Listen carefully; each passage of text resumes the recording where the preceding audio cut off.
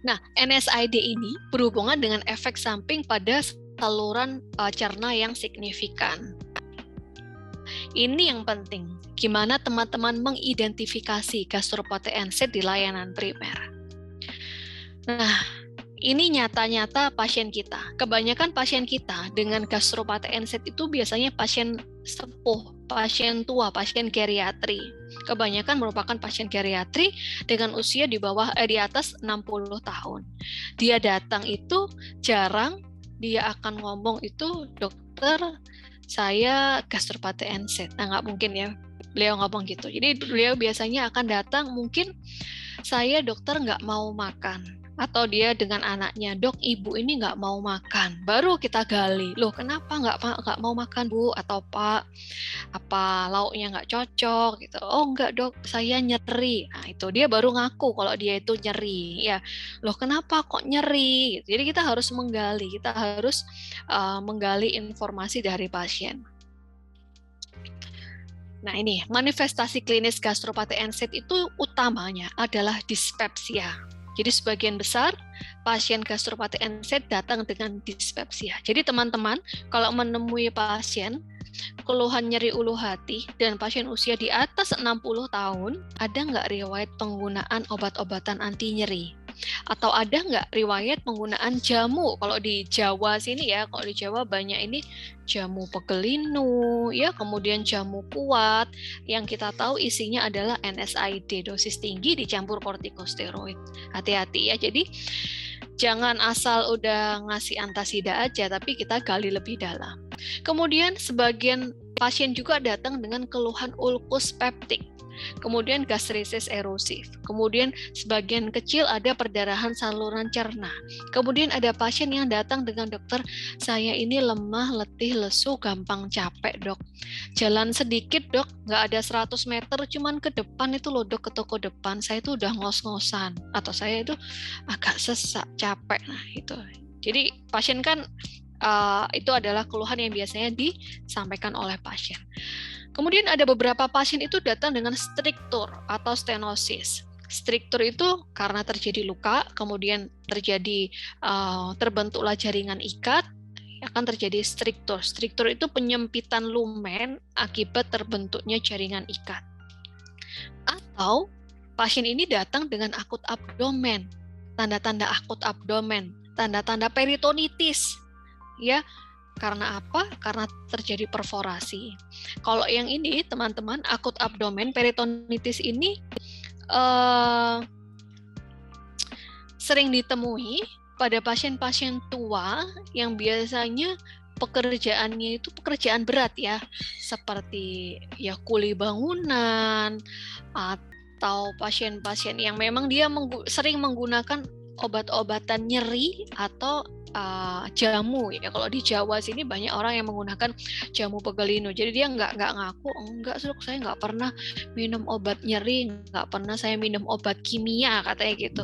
Saya nggak pernah minum obat kimia, saya minumnya herbal. Nah, tapi herbalnya, jamunya itu sebenarnya isinya adalah NSAID, bahkan dicampur kortikosteroid gitu ya. Jadi hati-hati, ini harus ditanyakan juga. Nah, kemudian mortalitas ya, angka kematian dari gastropathy NSAID itu kurang lebih sekitar 20.000 kematian per tahun terkait komplikasi gastropathy NSAID. Komplikasi ini nanti ya, yang disebut komplikasi itu ini teman-teman, perdarahan, striktur, dan perforasi atau peritonitis. Ini yang disebut dengan komplikasi gastropathy NSAID. Bagaimana tata laksana di layanan primer? Berdasarkan konsensus tata laksana gastropathy NSAID yang dikeluarkan oleh Perhimpunan Dokter Ahli Gastrohepatologi Indonesia, itu konsensus yang terakhir itu tahun 2011. Saya belum menemukan konsensus yang baru kalau di Indonesia. Ya. Yang pertama adalah pemakaian NSAID termasuk Selective COX-2 dan NSAID yang dijual bebas bersamaan dengan ASA. Jadi ini artinya double. Yang menggunakan NSAID, yang menggunakan ASA, dosis kardiak, dapat meningkatkan resiko kerusakan GI tract, gastrointestinal, berupa inflamasi sampai dengan ulkus. Jadi terapi gastroprotektif sebaiknya diberikan. Jadi satu, kalau pasien kita menggunakan double NSAID sebaiknya diberikan. Gitu ya. Kemudian pada pemakaian ASA dosis rendah untuk kardioprofilaksis menyebabkan peningkatan 2-4 kali resiko gastroduodenal. Entry-coated atau preparat buffer tidak mengurangi resiko perdarahan. Jadi kan ada ya Aspilet atau ASA yang dia itu ada entry-coated-nya, yang diklaim dia bisa menurunkan resiko gastrointestinal. Tapi ternyata setelah dilakukan penelitian nggak bermakna ya. Resiko komplikasi GI tract itu tidak bermakna. Kemudian pada pasien resiko tinggi sebaiknya diberikan obat-obatan gastroprotektif. Nah, nanti kita bicarakan gastroprotektif itu apa sih ya. Kemudian kombinasi ASA dan antikoagulan. Oke, jelas ya kalau kombinasinya ASA dan antikoagulan wajib diberikan PPI ya, proton pump inhibitor. Kemudian gini, untuk penggantian ASA dan clopidogrel dengan tujuan menurunkan resiko perdarahan berulang pada pasien resiko tinggi itu tidak direkomendasikan. Ya, malah kita harus hati-hati kombinasi omeprazol dan clopidogrel.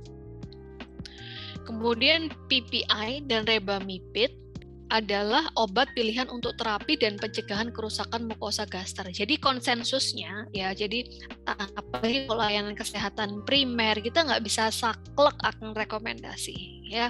Ini teman-teman ya. Jadi di sini saya mau menunjukkan bahwa penggunaan selektif COX-2 itu nggak terus membuat pasien itu bebas komplikasi GI gitu loh. Jadi dia memang mengurangi gejala. Kita bisa lihat ya, yang biru ini adalah selektif COX-2 dan yang abu-abu atau biru muda ini adalah yang non selektif. Jadi yang selektif pun dia juga memiliki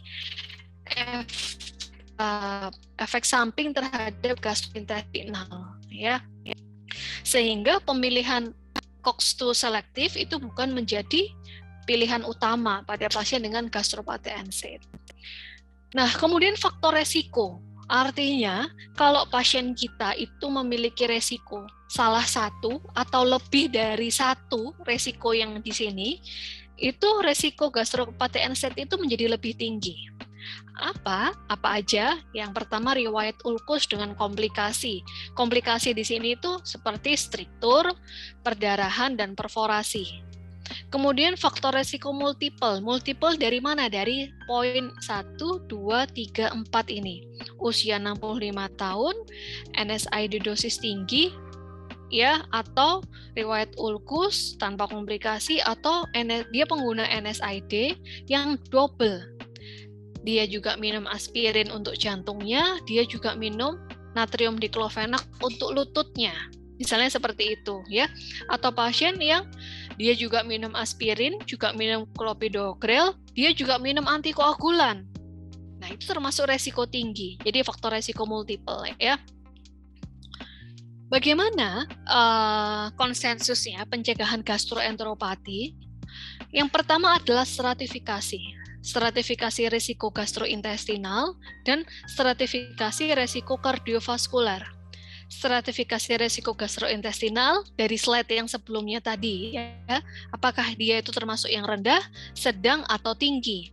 Kemudian faktor risiko kardiovaskular yang rendah itu adalah pasien-pasien yang tidak membutuhkan low dose aspirin atau clopidogrel. Sedangkan yang tinggi ya pasien-pasien yang membutuhkan itu ya low dose aspirin atau clopidogrel. Kalau dia efek gastrointestinalnya rendah, kardiovaskularnya rendah, boleh mendapatkan NSAID plus rebamipid atau misoprostol. Kalau dia sedang, NSAID plus PPI atau rebamipid atau misoprostol.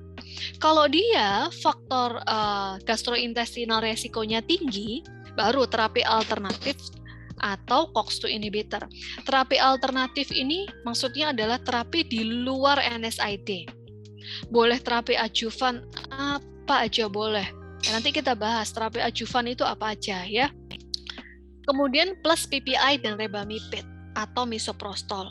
Kemudian kalau dia resiko kardiovaskular yang tinggi, yang dipilih adalah naproxen. Naproxen, hindari NSAID atau COX-2 inhibitor, ya hindari. Jadi kalau dia resiko kardiovaskularnya tinggi, malah hindari. COX-2 inhibitor itu dia berkorelasi terhadap resiko kardiovaskular, ya, dia menginduksi terjadinya iskemik pada jantung, gitu. Pencegahan ya tadi. Nah, metode pertama adalah pemberian NSAID bersamaan dengan PPI atau antagonis reseptor H2 atau prostaglandin sintetik atau prostaglandin analog. Jadi, teman-teman punya ya cuma ranitidin, nggak apa-apa, kasihkan, boleh. Gitu. Teman-teman punya PPI, boleh silahkan. Ya, yang teman-teman kalau prostaglandin sintetik nanti kita bahas ya. Prostaglandin sintetik itu adalah misoprostol. Misoprostol itu sitotek itu yang biasanya digunakan untuk pematangan serviks pada pasien yang mau partus. Nah, di sini digunakan untuk memperbaiki faktor protektif dari gaster, dia meningkatkan prostaglandin ya. Kemudian kalau prostaglandin analog itu rebamipid. Jadi jangan bingung ya teman-teman. Nanti kita bahas kok ini, tenang aja. Kemudian metode 2, pemberian NSAID yang bersifat selektif, yaitu COX-2. Dan pemberian sukralfat bersamaan dengan NSAID tidak terbukti efektif mencegah ulkus akibat NSAID.